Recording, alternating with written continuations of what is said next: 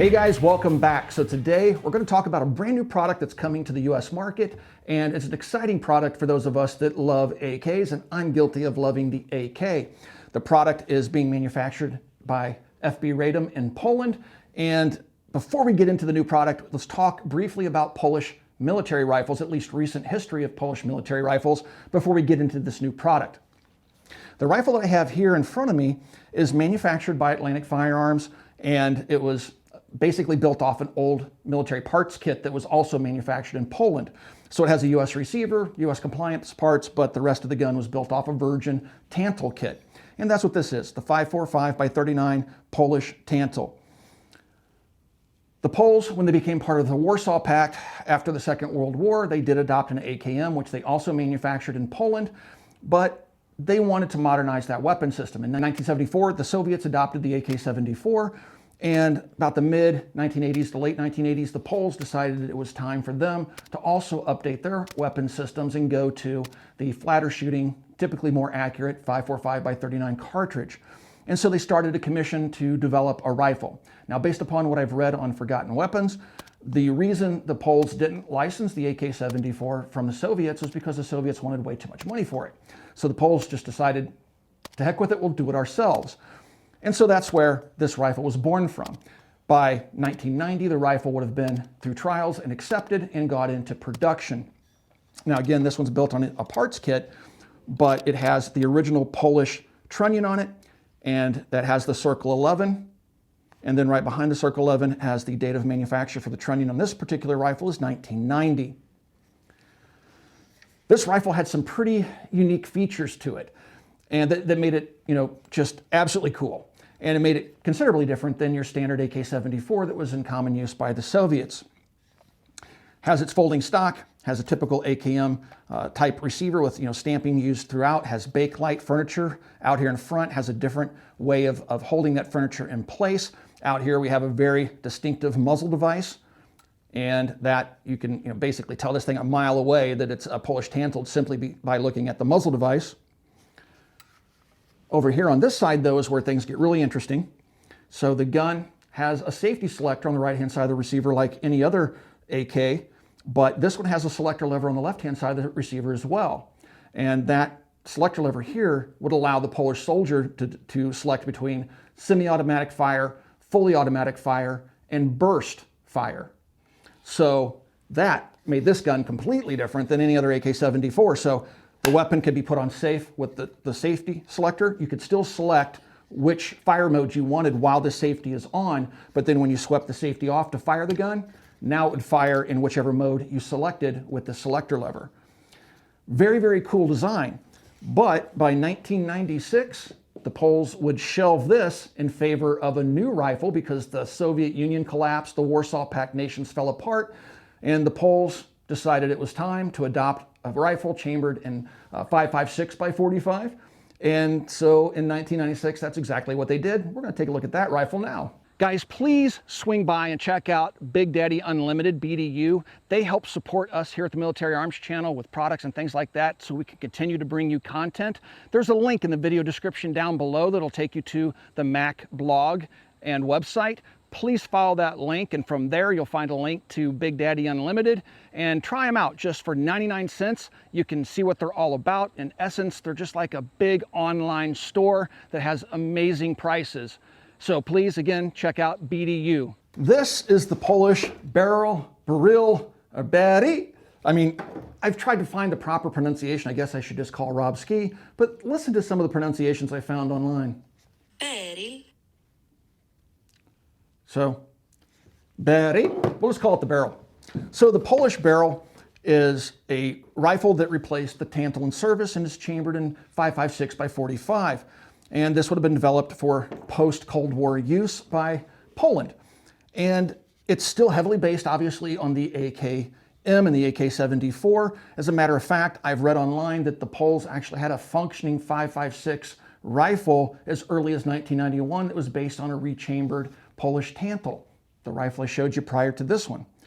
But this rifle obviously was an attempt by the Poles to modernize their service rifle. And they wanted ammunition compatibility with their allies, the United States and NATO.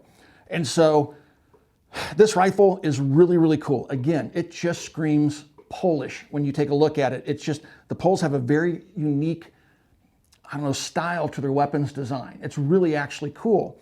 And so if you kind of look at the front of the rifle, obviously we have a very distinctive muzzle. Again, we have a muzzle that extends well past the front sight, which is different for most AK-74s and other AKs out there.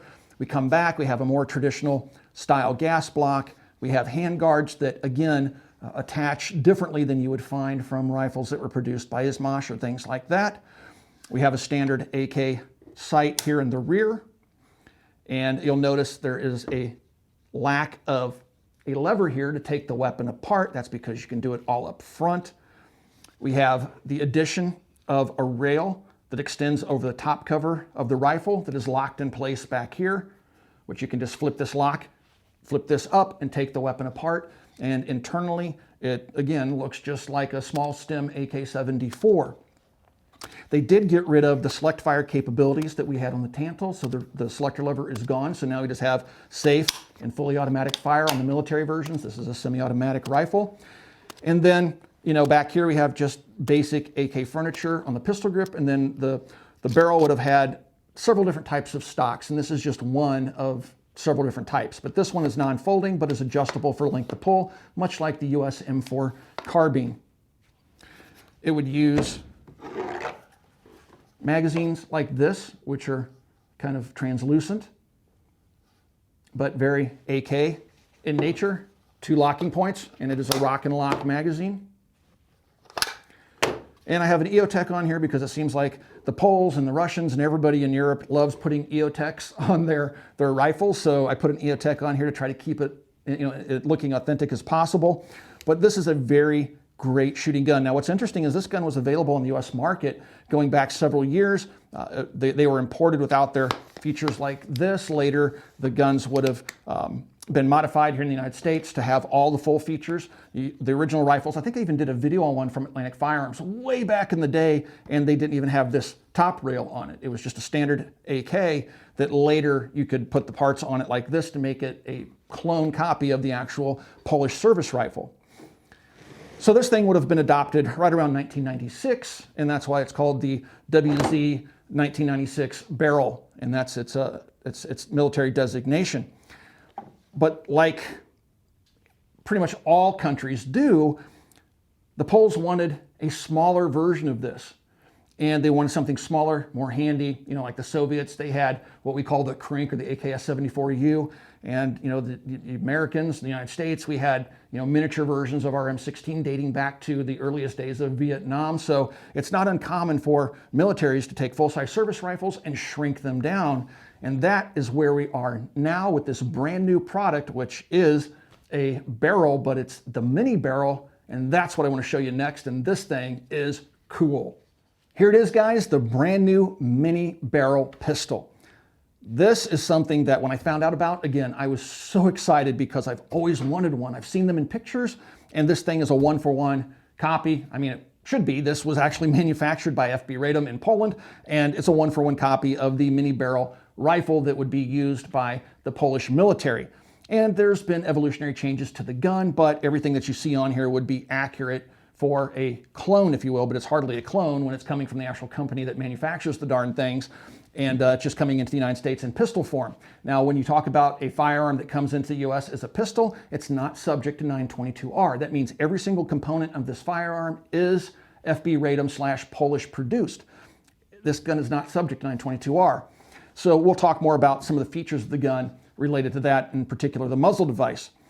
But yeah, if you take a look at this thing, it's spot on. When you come back, we have the ventilated top handguard. We have the truncated kind of short AK furniture out here with a push pin for disassembling the handguards and taking the gas tube out. You notice there's no lever back here. And we have the selector lever for safe and fire. They've done away with, once again, the selector lever over here, so it's just like its bigger brother.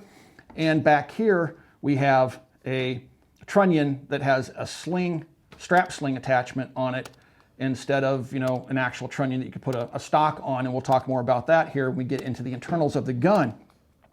It uses the same magazine that the original Beryl did. Again, it's just a shortened version of the military rifle I just showed you guys. The EOTech, I'm rocking this thing on here because this thing is, you know, when I went looking for pictures of the Mini Beryl, I found a lot of pictures of Polish soldiers rocking this 512 EOTech, so that's why I have one on here as well.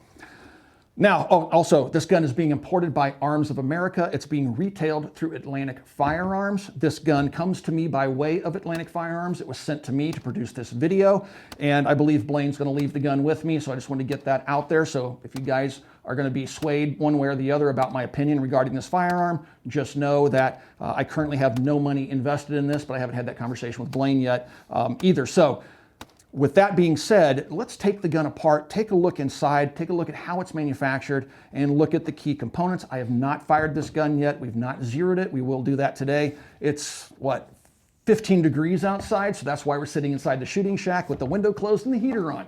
So next, let's take this gun apart, take a look at how it's disassembled, and I think you guys are going to find it really intriguing. Let's take this pistol apart and take a look inside of it and show you guys how it disassembles, because it's not your regular AK when it comes to disassembly.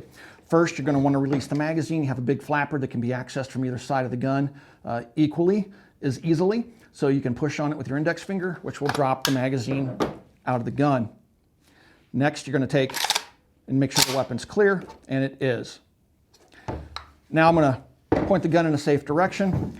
Here on the rear little tail that you use to take apart AKs, the poles have made it so that the top cover can't accidentally pop off the gun. This is something we also saw with the Yugo AKs. They had a push button to release the spring so it could travel forward. Here the poles have a little lever that requires you to push down and in. That would prevent the top cover from coming off unintentionally. Now everything on this gun is nice and tight and new. And there you have the stamped top cover off, and you can see inside of the gun now. Most of the parts in true military fashion have the serial number on them, so when you take out the recoil spring, you'll notice that right there it has the serial number etched into it. When you take out the bolt and carrier, you'll notice it has a very stumpy little gas piston. Again, you guys can see that we haven't even fired the gun yet. We're going to do that here in a minute. We're going to step outside to do it because the concussion here is just too ferocious. But before I got it all dirty, I wanted to show it to you. And when you take it apart, again, it takes apart just like any other AK. It's a small stem AK-103 type design with the external extractor and that small stem. When you take a look at the parts, you might not be able to see it. I'll get a picture of it. But the serial numbers here on the carrier, and the serial number is also present on the bolt. So you have it, the serial number there and there as well. Now taking the handguard off is different. First of all, obviously we have no cleaning rod, but we have a push pin that is captive. This is very tight, so I'm going to go ahead and give it a push here.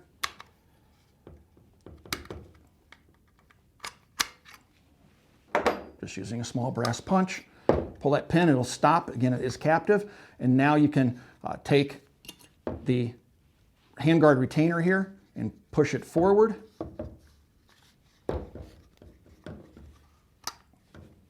And that will release the handguard so that they can be removed. There's the top handguard, and there's the bottom handguard with that captive pin. You can see where the pin goes through right here. And once again on the gas tube, you can see the serial number on the gas tube. The gas tube just lifts up and out, but I'm not going to pry it out of there right now. You do have to kind of pry on it to get it out. But that's how you would clean the gun. Now this is pretty much fully disassembled for field stripping. You don't need to go any further than this.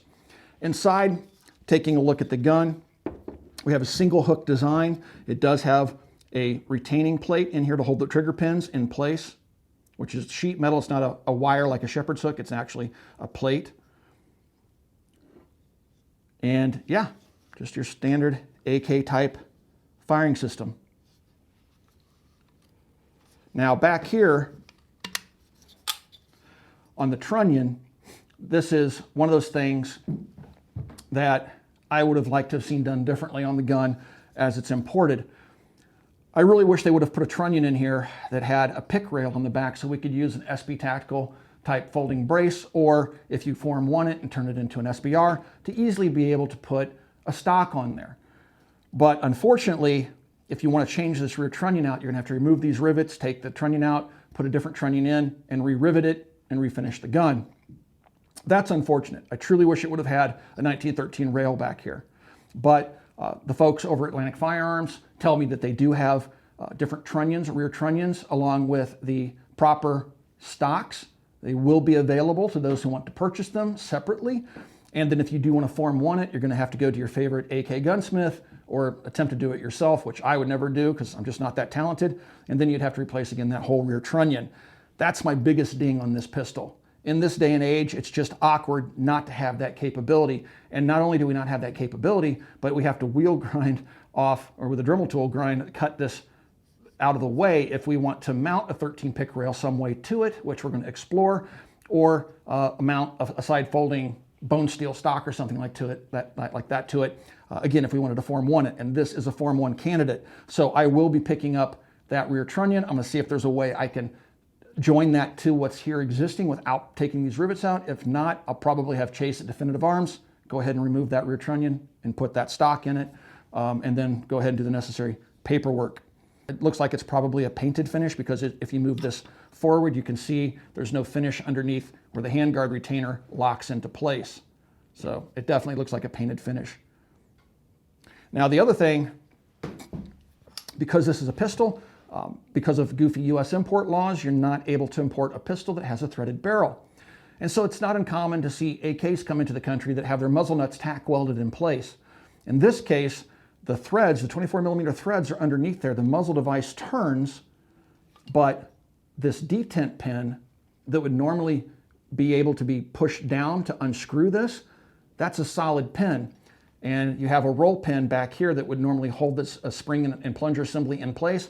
This roll pin is holding this pin forward so that you cannot unscrew this. So to take it apart, you would have to drift that roll pin out. This would most likely fall back. You could unscrew this and then put a proper plunger assembly in there and put, your 922R compliance parts on there. But there's another gotcha to this. So much like some of the Bulgarian pistols that came in, the 7.62x39 guns, they had a fake booster device on the end, and then they ran the barrel all the way up to the end of the fake booster. Unfortunately, that's the case with this gun as well. The muzzle stops right about here.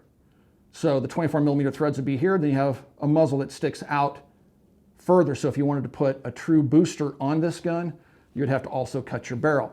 There's no reason to do that because this muzzle device is identical to the Mini Beryl's muzzle device. So this is correct looking. So I would just leave it alone. But if you did want to change it, yeah, you'd have to cut that barrel down. I see no reason to even mess with that. I'd leave it just the way it is.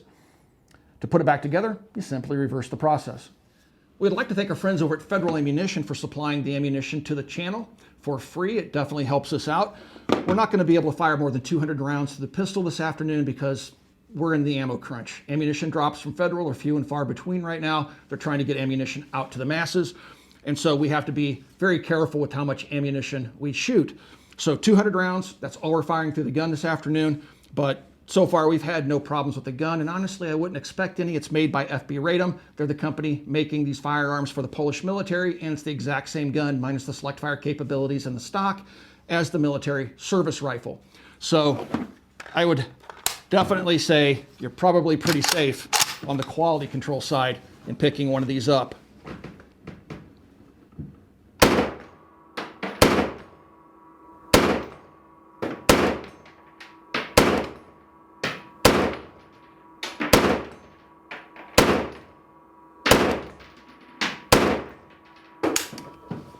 Let's take a look at the sights because this really kind of defines the barrel rifle. It's very unique in this regard because all the other AKs out there do things differently when it comes to mounting optics. Traditionally, most AKMs will have a rail along the side here so you can slide a optics mount along the left side of the receiver and it would clamp to that mount on the side. The poles wanted to put a pick rail across the top because when these guns were developed in the late 1990s, obviously the 1913 style rail was going to be the future, and so they made an adaptation of it for their rifle. I've already talked about how this locks and unlocks, and when you take it apart, you can simply, when you unlock it from the rear, you can pull up and out and take this entire rail system off. It's just pinching this block up here in the front underneath the sight. But what's interesting about how the sights work is that we have a pick rail on top, but we have a trough cut through the sight so you can see through the rail underneath the EOTech to the standard AK style rear sight, which is adjustable for elevation in terms of meters. And then out here on the front sight, just like all AKs, your elevation and windage are adjusted for your zero or your BZO, and then you use the rear here to pick the range you want to fire the rifle at. So all zeroing is done with the front sight. Now the front sight on this gun is slightly different than the Mini Beryl. It has a traditional flatted pin, so it has two flats that you can slide a tool over and screw it up or down to adjust that elevation.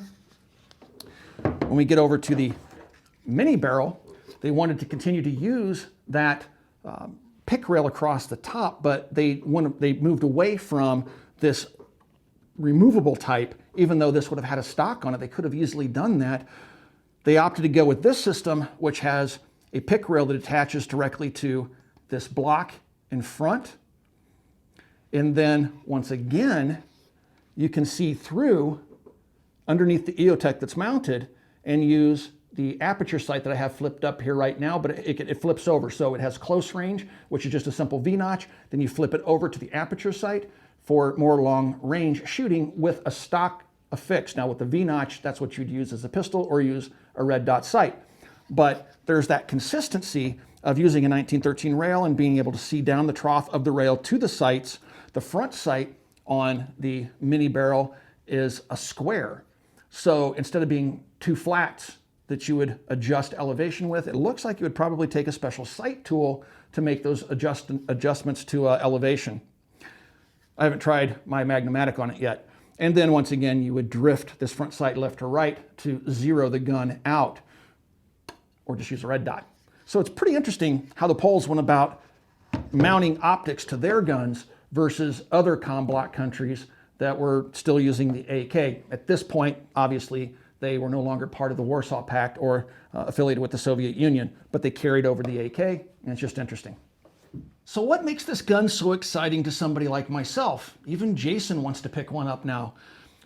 This gun has never come into the country before in this configuration. And when the rifles came into the country, they sold for about $1,000, but then once they went off the market and were no longer imported, those prices skyrocketed on GunBroker, and that was before the panic buying started.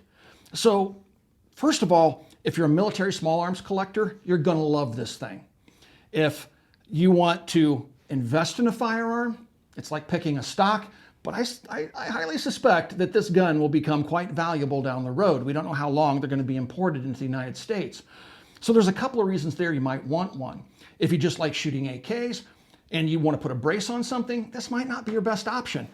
As we pointed out earlier, it would have been much better, I believe, if they would have put a 1913 rail back here or gave us some way of attaching a brace or a stock later after we Form 1 the gun without having to replace the entire rear trunnion.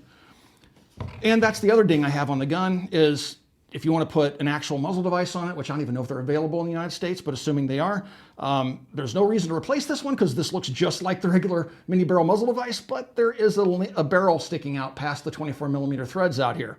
So that's something else for you to take into consideration. But at $1,300, I think it's a solid investment. I think it's only going to go up in value.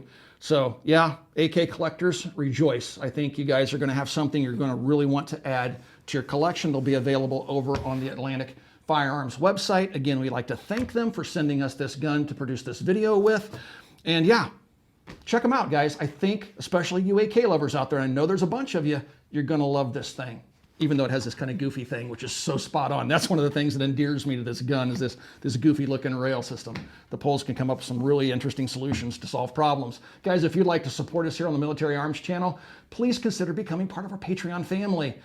there's a link down below. Click that link, join our family. You'll get videos before they release to the public. You'll have direct communications with me. I answer all private communications. We make blog posts that are only available to our Patreons. We've built a nice community there. So click that link to Patreon and become part of that family. Also right here on YouTube, there's a little join button underneath the video player. Click that join button and support us right here on YouTube. Last but not least, guys, please swing by and check out coppercustom.com. Thank you for 13 years of support. We'll talk to you guys soon. No, red dots are, as long as you got good iron sights, that's all you really need. You don't need a rail to mount an optic as long as you got good iron sights. These things work great in the dark, in inclement weather, and when you have a bright red pistol grip, it really aids in sighting the rifle. It's a Marine Corps thing, and yeah, you also have to have the M16A2 birdcage out there because that makes the gun more accurate. But yeah, all you need is iron sights.